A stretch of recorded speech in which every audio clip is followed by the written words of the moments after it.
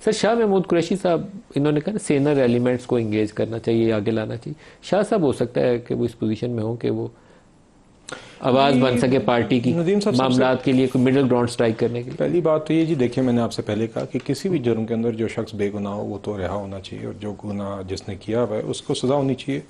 मगर मैं ये ज़रूर कहना चाहूँगा साथ साथ, मुझे थोड़ा बहुत याद आता है, हम अपोजिशन में थे तो किस किस तरह के केसेस इमरान खान से साहब ने ना सिर्फ ओवरसी करवाए, किस तरह की थानेदारी उन्होंने ओवरसी की बतौर मुसल्लत शुदा वज़ीर आज़म, मगर किस तरह के भोंडे और भयानक केसेस उनने। आप राना सनाउल्लाह साहब की एक मिसाल ले लीजिए।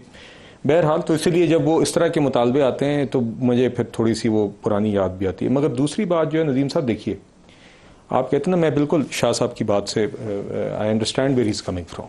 हम असेंबली के अंदर उमैर साहब हैं, दीगर और साथी, हम उनके साथ पीटीआई के across the aisle standing committees के अंदर और जगहों पर कौमी इशूज़ के ऊपर एक एंगेजमेंट होती है जिस तरह होनी चाहिए। मगर आज भी बदकिस्मती से आई डोंट थिंक, सच्ची बात है, उमैर साहब represents PTI even today. I will tell you who does represent PTI. आज पीटीआई आज भी उसकी नुमाइंदगी अली अमीन गंडापुर कर रहे हैं, जो आज से 3 हफ्ते कबल ही तकरीबन ऐसे अल्फाज उन्होंने प्रेस कॉन्फ्रेंस में हमारी अफवाज के मुतल्लिक अदा किए जो भारत करता है, जो मोदी करता है। उनने ऐसे अल्फाज अदा किए जो मैं आपको गुजारिश भी नहीं कर सकता कि आप फिर से प्ले करें।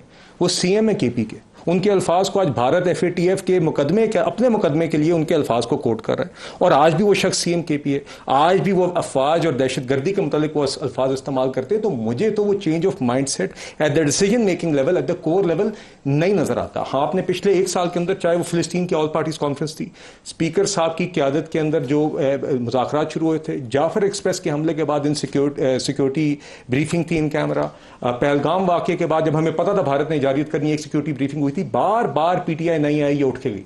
तो देखिए अब आप, हम इससे ज्यादा तो नहीं किसी की तरफ हाथ बढ़ाया जा सकता। आपको भी कहीं ना कहीं अपना माइंडसेट और ये रवैया। उमैर साहब, शाह महमूद कुरैशी साहब क्या वो एक सेंट्रल रोल प्ले कर सकते हैं?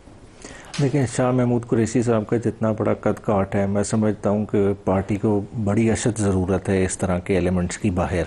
बुनियादी तौर पे अभी जो रीसेंट कन्विक्शंस हुई हैं, तो अगर देखें इमरान खान साहब की तो कमी थी, मगर जो पिछले 1.5 साल से एक केडस चला रहा था उसको तकरीबन जो है ना दौड़ा दी है, 10-10 साल सजाएँ दे के उन्हें एक्टिव पॉलिटिक्स से आउट कर लिया। तो शाह साहब आ जाते हैं, वो अच्छा एक तो ना सिर्फ ब्रिज का काम करेंगे, मैं समझता हूँ कि मुख्तलिफ जगहों पे पॉलिसी इंगेजमेंट में वो हेल्पफुल होंगे। मामला फहमी होती है ना शाह खबर साहब, आपसे भी क्लोजिंग रिमार्क कर लूँ। मामला फहमी बहरहाल इस मौके पे चाहिए, वो नज़र नहीं आ रही। चाहिए, मेरा ख्याल है इसकी ज़रूरत है। वो कहते हैं ना कि दिलों की उलझनें बढ़ती रहेगी अगर कुछ मशवरे बाहम ना होंगे, और बाहम जो अच्छे लोग हैं, जो कि मुनासिब लोग हैं, जो कि ज़रा मयाना रवि रखते हैं, मेरा ख्याल है कि पीटीआई को भी उनको सामने लाना चाहिए ताकि मामलात पैचअप हों और हम आगे निकलें, आगे निकल जाए।